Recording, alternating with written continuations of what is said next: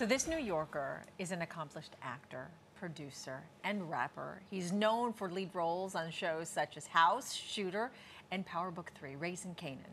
His film resume includes Love and Basketball, Juice, and Trafficked. Yes, he also has a talent for writing. Joining us to talk about his new book, Nubia The Reckoning, please welcome to Picks Up Morning News, New York's very own Omar Epps. How we doing? I'm good. How you doing? Doing well. Good to have you here to talk about this new book, Nubia The Reckoning, which is a companion to Nubia The Awakening. Yes. So how are we picking up where you left off?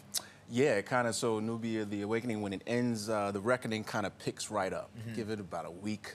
Okay. Not much time has passed, and so now this group of young people kind of have an idea of what's going on, the strange happenings, and The Reckoning is sort of, it's a roller coaster ride. Okay. And it's like, what are they going to do with this new information of their powers? Yeah. And it's happening here in New York, right? Yes, absolutely. How many years from now? 2098. 2098. Okay. Yeah. So how did you come up with this idea?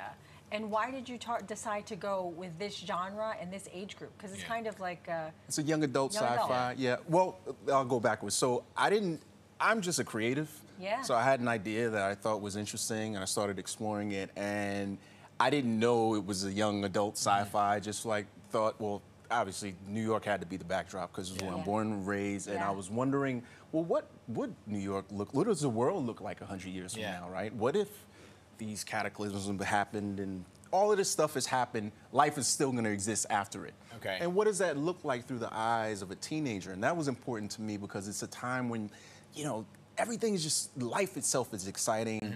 Your mind is developing. And it's just a fun time, or it was a fun time in my life. Like you think you know it all, but you know you don't.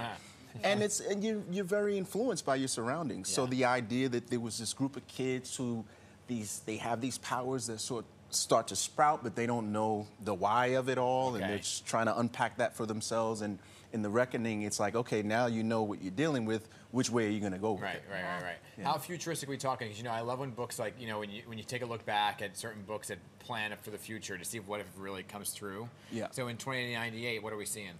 We're seeing, oddly enough, there are a lot of correlations to now because there's a lot of the human experience, as it were. But, you know, as far as technology, like in the book, I called it the super high brow technology, the up high, right? It's a floating city. It's sort of like where man has fused with machine. But then there's Midtown. Yeah, kind of like Midtown. Well, not Midtown now though. No, not Midtown now. You're right. And then like the lower part of the city is called the swamp because it's underwater now. And it's like, well, how do those people? So this like mix of like super high brow technology with rudimentary life, just survival, and then finding where that mixes. But it is interesting though because it is relatable now because you talk about, you know, kids that are new to this area, kind of like the migrants that are coming here and being new to this area and having to find your footing. Yeah. Right. Yeah. Well, I call them it's sort of like the chapter of isms, right? Yeah. And I try to tackle as many isms as possible so that the readers of now can relate to things that they're going through. So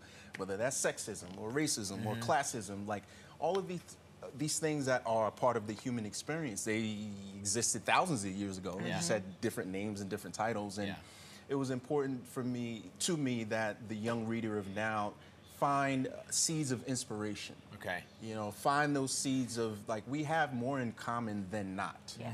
So, and if we look at the earth, is so abundant, so many different species of plants, flowers, animals, and we're supposed to be diverse because we come from a diverse planet. Right. And how do we unify through it all? And that's really what I want people to walk away with. I like it. Love it. Yeah. I love that it's young adult. You have 3 young adult children. Yeah, young adult-ish. Are they into this?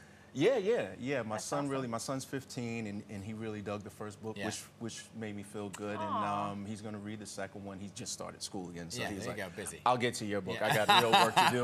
Yeah. But it's exciting that, you know, my daughters love it, and I'm really proud. That's good because sometimes, you know, the kids are like, oh, you know, they're not impressed by anything we do. Yeah. But that's great. That's awesome. So a memoir. This is now your second novel. Yes. What's next? You gonna write more? Yeah. I have more ideas for Nubia, and then we'll see. You know, I mentioned I'm a creative, and I have these ideas, and I sort of look at myself as a conduit for the stories to speak for themselves. Right. And I feel like this is a necessary story, and from fatherless to fatherhood definitely was necessary. Yeah. And so, yeah. And you have a book signing event today with your co-writer. Yes, this evening. Clarence A. Haynes. Salute to Clarence. What's up, Clarence? Yeah.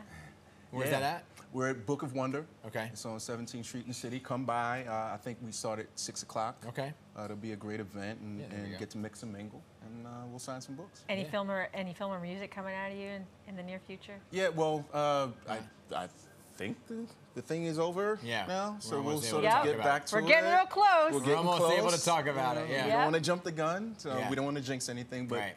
for sure, I have All right. film and television projects coming up. Well, we're very excited for you. So great to have you on. Pleasure Yeah. to be on. And good luck with the book. Thank you.